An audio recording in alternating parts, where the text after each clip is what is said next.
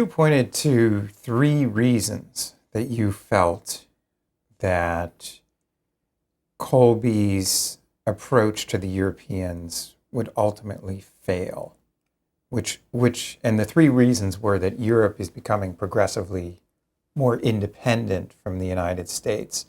One reason was because of technological advances.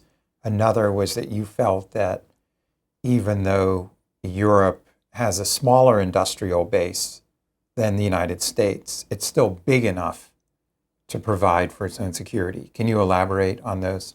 Yeah, happy to. So the first argument was that America's defense industrial base, just in terms of raw industrial capacity, is much, much larger than Europe's.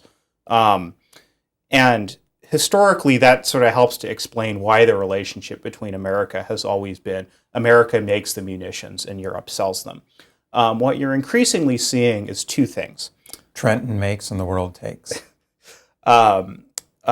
First, you see that America is still deeply involved in munitions manufacturing, but is increasingly working with other partners in Europe and also in Asia in ways that it was not 15 or 20 years ago. So for instance, Japan is now manufacturing Tomahawk missiles with the United States. The F-35 production is setting aside the issue of the supply chains, which are global, of course. Italy is manufacturing them. Japan, I think, is either manufacturing them or is on track to manufacture them. And so these are more equal arrangements than they were sort of under Trump's predecessors.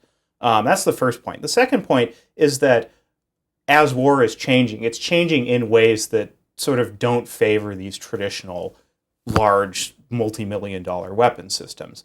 Ukraine, as we've seen very effectively, is churning out tens of thousands of these cheap drones, which cost in the low thousands of dollars, and have been effective against weapons that are far, far more expensive. And so the traditional advantage that America has enjoyed in producing these is undermined by that.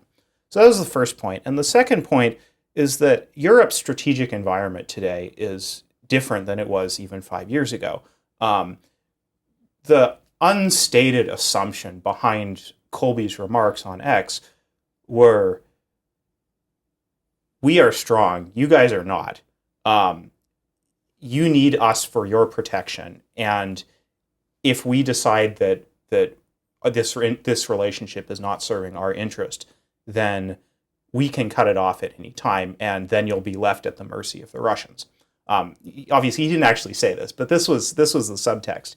And I think we're now 4.5 years into the war in Ukraine, and it's clear that the Russian threat is not as significant as I think it was feared for many years. And it may have been that this was a real threat in 2021. I think in 2026, it's clear that Russia is not in a position that it's going to sweep across Europe and get to the English Channel. And so while Europe's defense industrial base is smaller, it may well be enough that it's enough to look after the threats that it faces.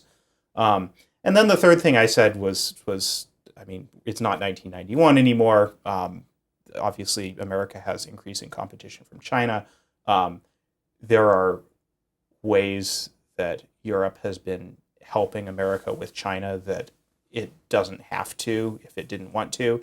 And one of the best ways to sort of break up that relationship would be for this administration to say, you have nowhere else but us to go, when in fact it's not clear that that's true or not.